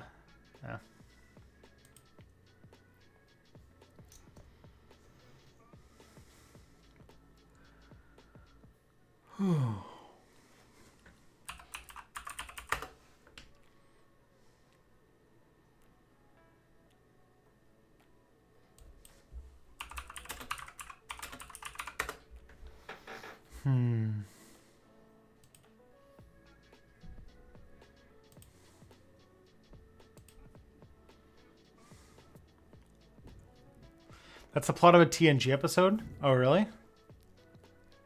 Where do I think Enterprise is heading? Feels like an underrated series. I think if I were to make a guess, based on the year that the show started, 2151, I think what they were heading towards at some point was that, first of all, the show would be about the founding of the Federation, which happened around when, like, the thing is, they probably anticipated the Enterprise was going to get 7 seasons. Now, that is an interesting thing because in the timeline of Star Trek, 2158 is a pretty big year. It is basically the year, is the year of the founding of the Federation, but it's also the year where this sort of weird time in Star Trek lore happens that a lot of people who do talk about the Star Trek world have a complicated problem because it's this period where essentially there was a war between the Federation and an alliance of the Klingons and Romulans. A war that, when you get to the 60s show, the TOS show, takes place like kind of in the aftermath of that war. Like it's about a century after that war where the Federation's still in a Cold War with the Klingons and everything like that. So they probably would have covered that era where they had to deal with the Romulans. And if you remember in season 4 of Enterprise, they were already setting up Romulans as a threat.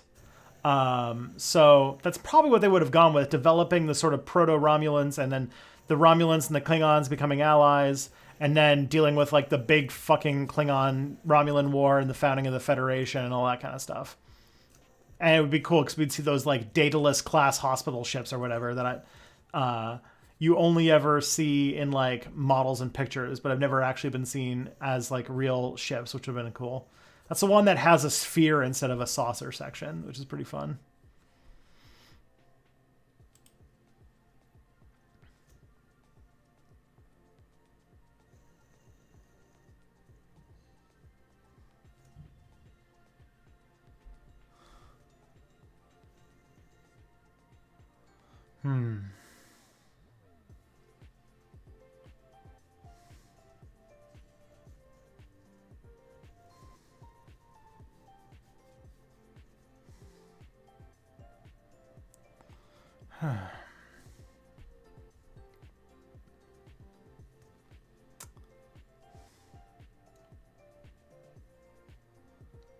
Let's see.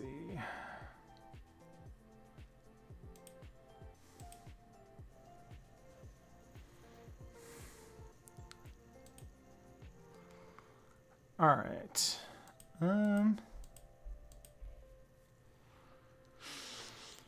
What should we ask / demand of? Oh God, every streamer has to face this question at one point or another, and now we can see if I can outdo Vosh, who just got all fucking weird and creepy on this. What should we ask demand of non-offending pedophiles? When Behind the Bastards covered the foundation of the Boy Scouting movement and the issue of non-offending pedophiles came up, Robert said such people aren't evil, but they should probably make every effort to avoid contact with children. Makes sense to me. So I get that Robert thought he was being understanding and reasonable, but I don't think people would be particularly receptive to, hey, you know this thing about yourself that you can't help. Well, it's shameful and you need to dedicate your life to suppressing it so you don't do something awful. Like in the long run, I think that might drive people with those urges to embrace them and to not feel ashamed. Listen, if those urges are to fucking abuse children, yeah, you probably should work on that, on not putting yourself in situations where that would happen.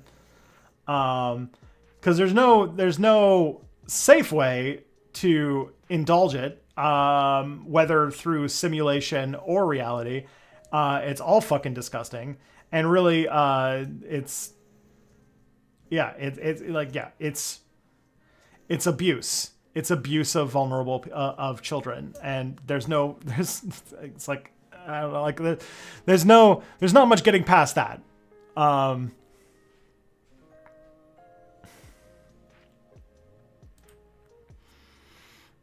I don't really have much, like I'm not like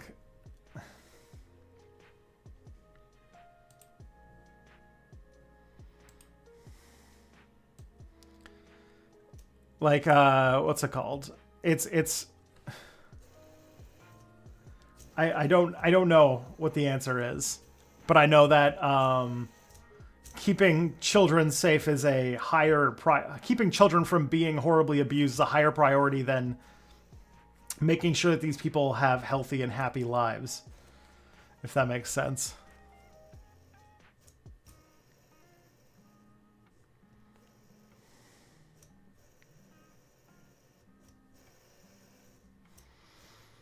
It's unreasonable to say that you have to dedicate your life to avoiding it. I think people want to reject that. I mean, I think just, saying that if you have these kinds of if you have this kind of sexual pathology, then maybe you should not be in a position where you are left unattended around children. That seems like a pretty logical thing for somebody who is non-offending and is very interested in keeping themselves non-offending. That would be a good thing to do.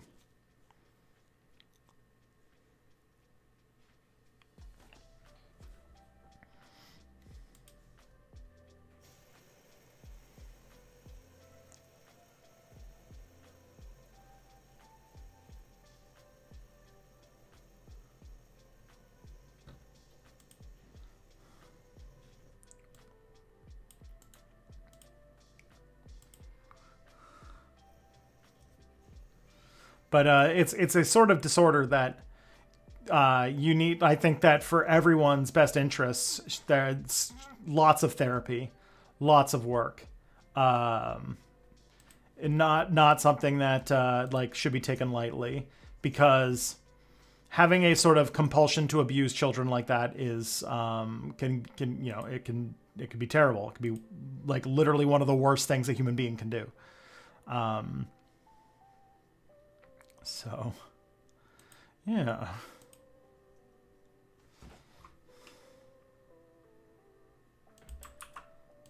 Fucking light fare, huh?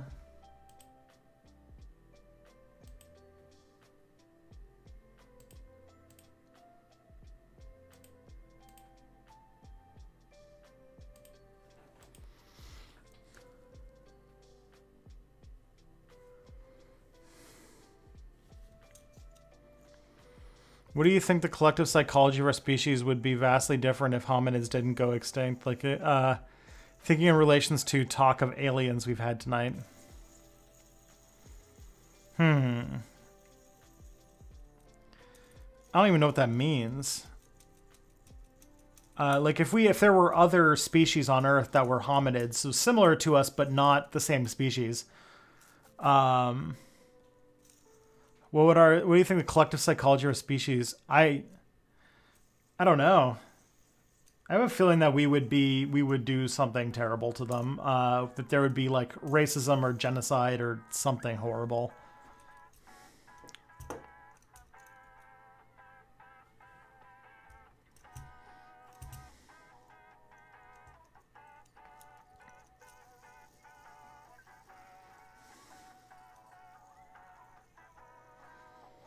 So yeah, I don't know what the answer to that is really.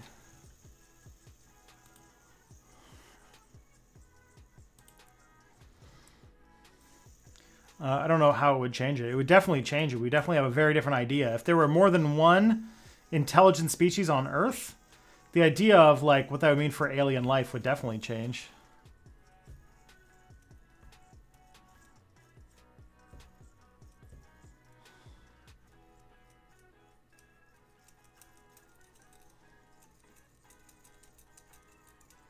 Do you get my concern that people are inclined to want to reject the idea of something they can't help as bad? Yeah, but I mean, tough shit. Like, it is bad.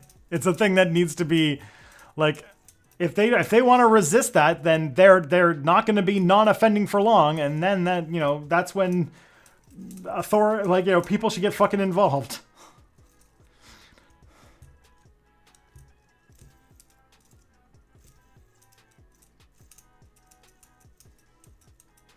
Am I a left wing? Oh yeah. The leftist of wings.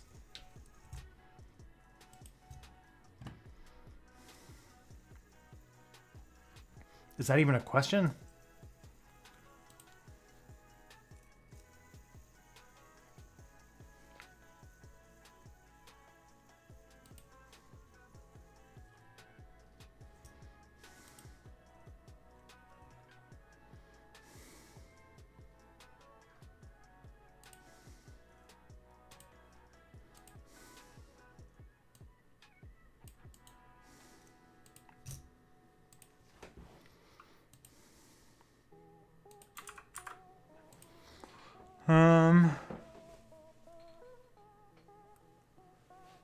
Is there a way to get them to act on it without employing shame? I mean, I don't know.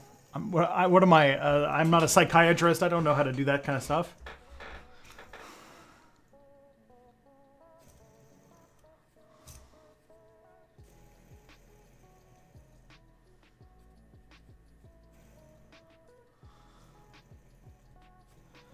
Look at the intelligence levels of dolphins and corvids. Yeah, we have trouble recognizing the intelligence of the already intelligent level species on this planet.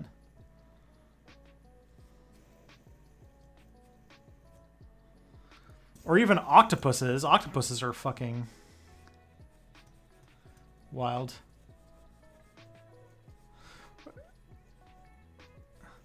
What's the convo? Sorry, I missed it. It's new to Twitch. What's it called? Because of the lag, like a couple things are going on at the same time. Someone asked about human hominid stuff. Whether if we grew up with other intelligent hominids, if we'd have a different concept of collective psychology. But the other one was like some like super heavy shit when someone was like, if we make non-offending pedophiles feel too bad about themselves, will they just reject us telling them to not hurt children? And I'm like, I don't know. What am I, a fucking therapist?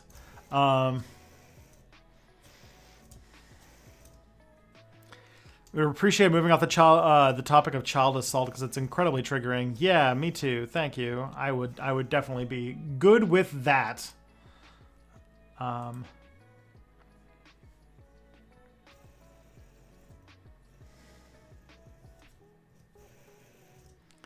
Octopuses are so smart, but only live 3 years or so at most, so it's hard to see them being able to develop society. Yeah.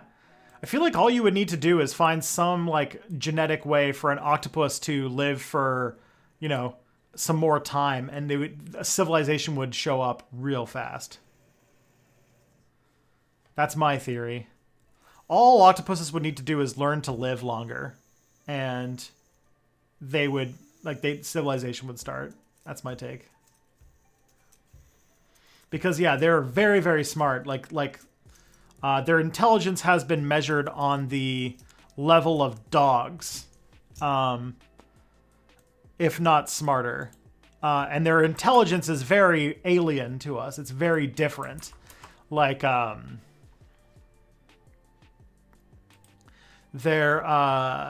their brain is much more decentralized, and it works in a very different way to ours. But their lifespan is incredibly short, and that causes a problem.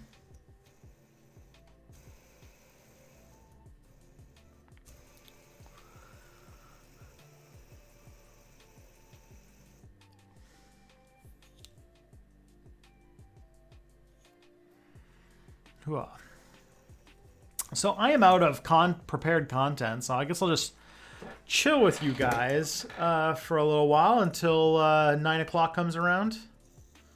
Then the cats are going to want food.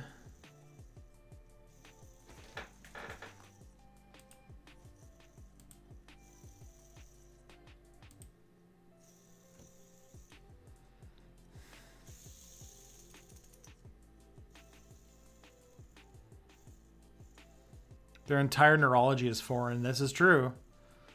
Like they have like each of their tentacles, if I remember correctly, has like its own brain.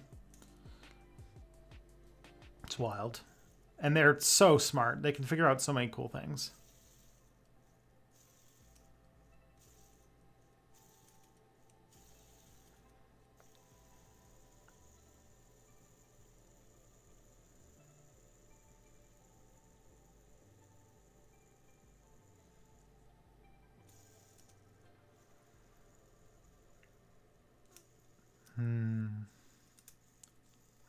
I'm reading the chat, trying to see. They're so far removed from us genetically speaking that they're not even vertebrates. Inherently... Oh, sorry. And yet they show incredible problem-solving skills. Yeah. Corvids also very different from us. Not as different as octopuses, but they're also, like, shockingly smart. Like, for, like, friggin' little birds, it's wild the kinds of things that they can do.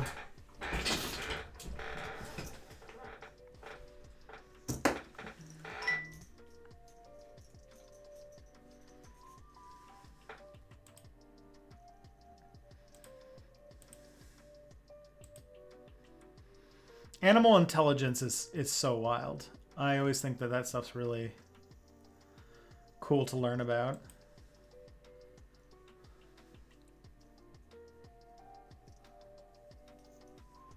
Little. I mean, ravens are huge. Crows aren't, like, giant.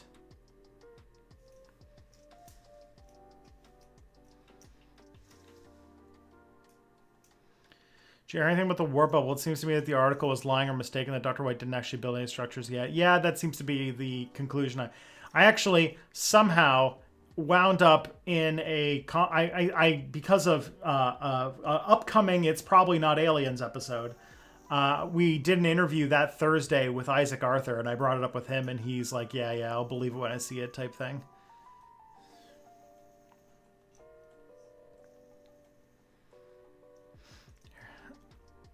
Crows lay nuts on the road so that cars will run them over and crack the shell for them. That's so fucking wild.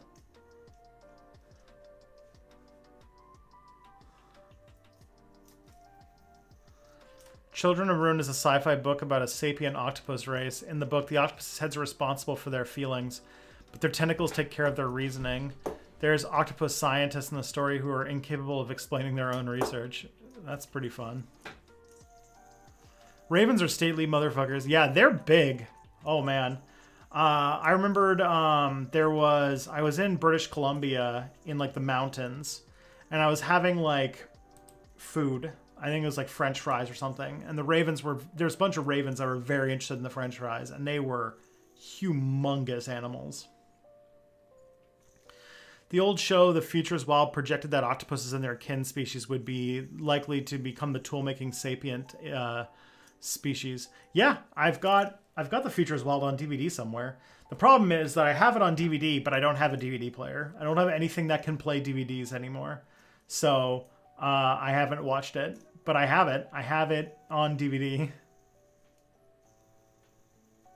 Ever play Wasteland? It's like Proto Fallout. I have not.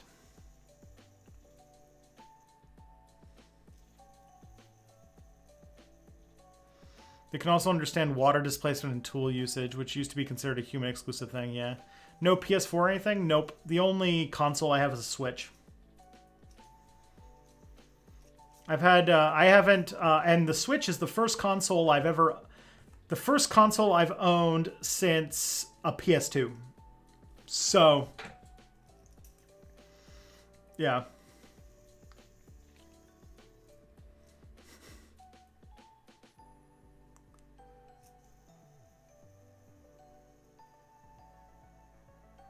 But yeah, Switch doesn't have a CD player in it, and so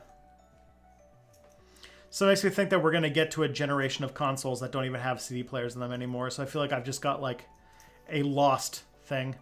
Funny, I thought you'd be a PC gamer. I am. That's why I don't have consoles.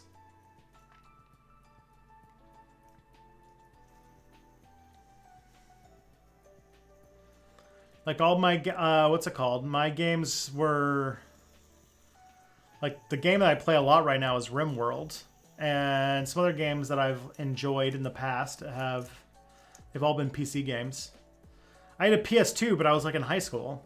And I played like, Grand Theft Auto on it, and that's it.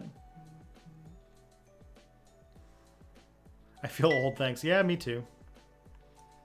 Do I like puzzle games? Define puzzle games. I liked Portal. That was good. Feels weird that you don't even have a basic DVD player. Yeah, well, it's called. I have one DVD. Why would I buy a DVD player for a single DVD?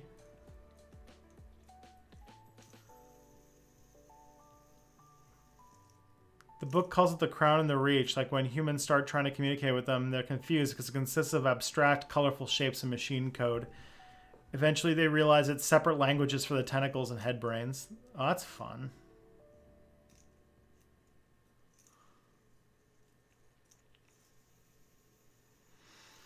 One of the things that I'm like slightly uncomfortable with that I'm learning is that my son's birthday has like a non-zero chance, actually like a decent chance of being January 6th, which is like, I don't know if that's a date I want to have constantly be, or for him to share a birthday with, but okay.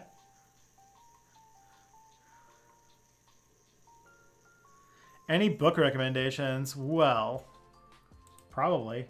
I got lots of, what's it called? Let's do this. I do this every once in a while. People ask me for book recommendations all the time, and I just kind of go into my collection of books that I liked and see what I can find.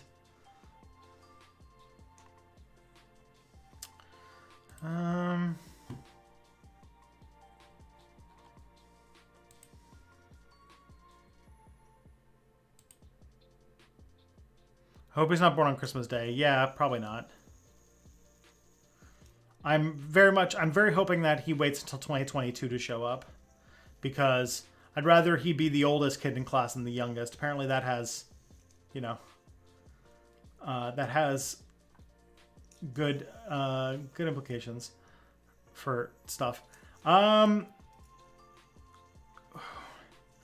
like, okay, I got one book here that was a good read, but it's by a terrible person. But he's dead, so I guess it doesn't really matter about giving him money. Is a book called Prey by Michael Crichton. Now, Michael Crichton went a little fucking crazy near the end of his life, as he started becoming like a hardcore climate change denier and stuff like that. But Prey was probably his last good book. It never got made into a movie, but it was basically a book about like nanobots and nanotechnology, and about like nano machines getting intelligence, and I thought it was pretty good. I read it a long time ago though, so maybe it's bad now. Does the Canadian school year start at the new year? No, it starts in September. It starts the day after Labor Day.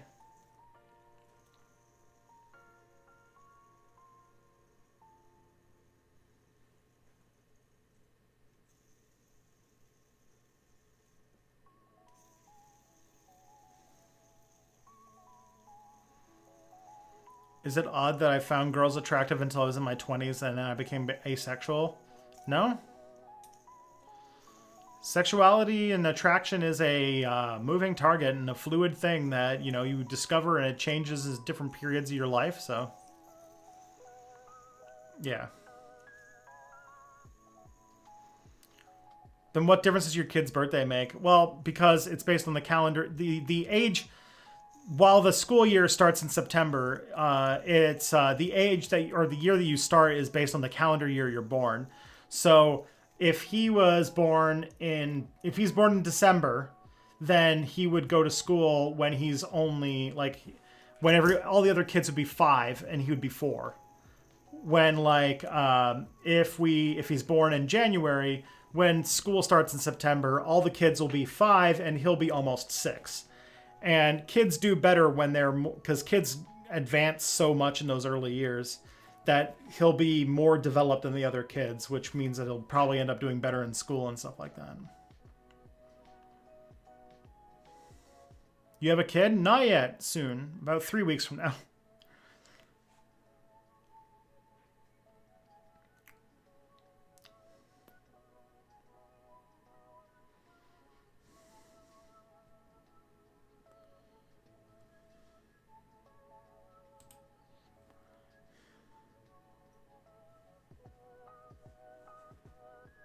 Just make it correspond to the school year. I mean, it is silly, yes. But it is what it is.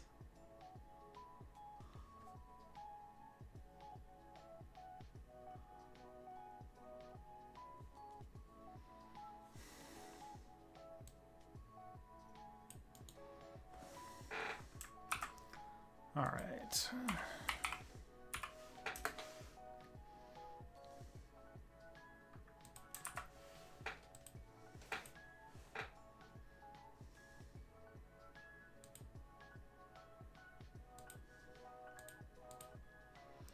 Did you ever teach social studies or consider doing it in a public school? No, you have to get a special education degree to be a teacher in the sort of level that you would do social studies in, at least here anyway. So I just did pure academic history, so I never did what's called teachers college here. And so I would not have done it. Hello, Pastor Tom Payne. Did I read that Atlantic article about the Trump coup being inevitable? Nope.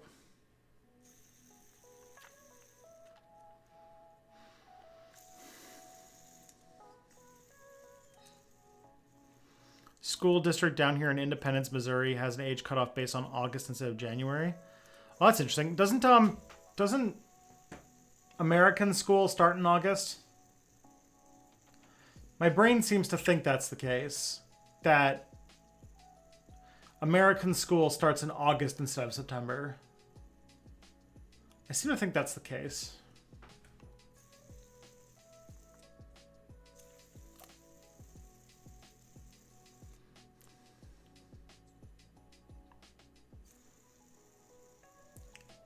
Or is it different in different states is the other question. For some reason, I always thought that Americans started school earlier than we did in Canada, and that they ended earlier. Like they had June and July off instead of July and August like we did. But it could just be me. I could just be like full of shit. Because yeah, in Canada we start after, basically the first day after Labor Day is when we start school typically.